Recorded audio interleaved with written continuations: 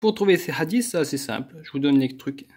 Il suffit d'aller sur le site sunna.com et vous avez accès aux 6 recueils de hadiths principaux. Ensuite, vous pouvez choisir n'importe quel recueil et aller dessus. Pour la petite explication, les recueils sont organisés de manière thématique. Donc, il suffit d'aller dans le recueil qui vous intéresse. Alors là, je suis dans le Sahih de l'imam al-Bukhari. J'ai juste qu'à chercher le recueil qui traite du mariage. Là, vous avez ici mariage. Pressez dessus. Attendre un petit peu qu'il charge. Et vous avez tous les hadiths. Pour l'âge de Aïcha, ça c'est simple. Puisqu'elle précise qu'elle avait 6 ans, il suffit d'utiliser la fonction recherche et d'écrire 6. Donc si je vais là-dessus, tac, changer, voilà, tac, tac, tac. J'écris 6 et voilà, immédiatement, j'ai ce qui m'intéresse. La chaîne se trouve juste à côté. Alors là, vous avez Hisham ibn Urwa d'après son père, d'après Aïcha.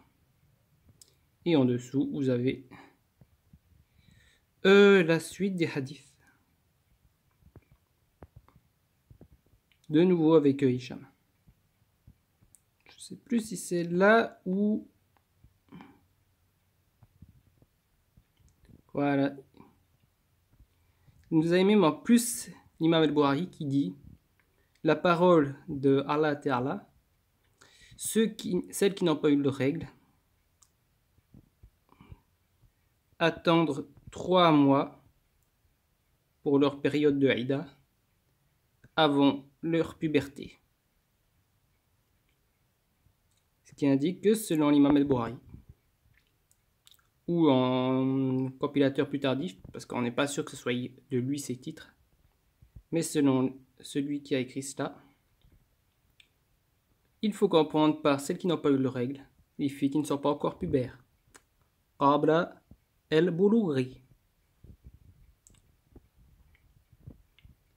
Sachez que tout ne se trouve pas dans la section consacrée au mariage. Par exemple, si je vais dans le Sunan d'Abu Daoud,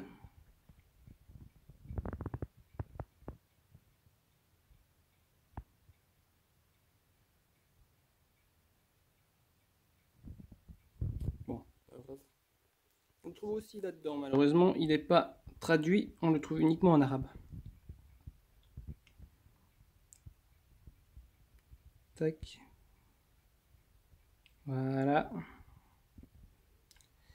On le trouve dans la section mariage, mais on le trouve aussi surtout dans la section consacrée aux bonnes mœurs, le Kitab el-Adab.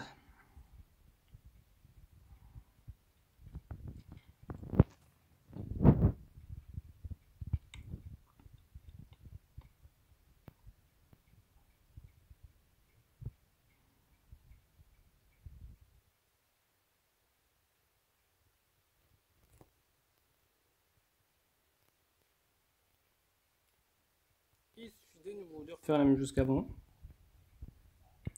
Tac.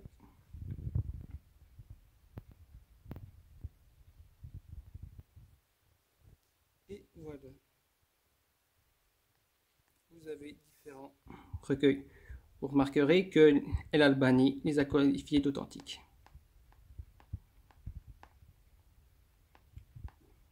Une plus intéressante se trouve normalement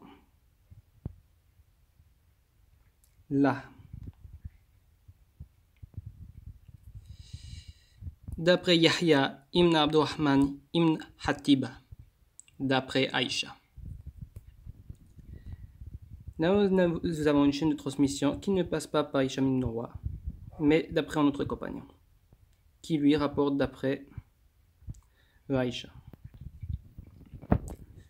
Ce transmetteur-là est à la base médinois, mais il est parti en Irak, pour une raison que j'ignore. Il est en Irak en même temps que Hisham, donc c'est une des spécificités de ce hadith, sur l'âge d'Aïcha, c'est qu'une bonne partie des transmetteurs vers 146 étaient en Irak. Donc, possible que certains se soient passés le hadith et qu'il y ait des erreurs dans les chaînes. Mais voilà, vous avez donc la possibilité de chercher. De toute façon, vous pouvez faire pour chaque recueil de hadith, chaque section, dans les sections qui traitent des mérites des compagnons. Et puis vous trouverez encore d'autres hadiths. Voilà.